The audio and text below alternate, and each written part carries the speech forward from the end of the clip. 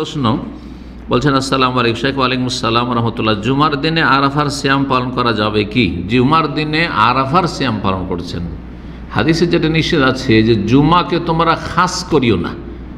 আপনি একটা নফল রোজা রাখবেন আর জুমাকে খাস করেন যে জুমার দিনেই আমি রাখবো, তাহলে নিষেধ আছে।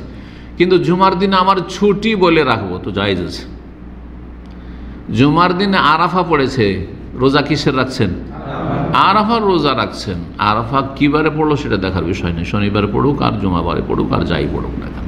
জি, এ হচ্ছে। সুতরাং কোনো আপত্তি নেই, রাখবেন। যারা হাজি নয় তারা আরাফা রোজা রাখবে, যারা হাজি তারা আরাফা রোজা রাখবে না, কারণ তার চাইতে বড় এবাদতে এবং কষ্টের এবাদতে তারা আরাফায় সারাদিন রয়েছে। সুতরাং তাদের জন্য সিয়াম পালন করা আরাফার দিনে সুন্নত নয়, হাজিদের জন্য সুন্নত নয়। জায়েজ না জায়েজ নয় না মাকরু, ইখতিলাফ রয়েছে।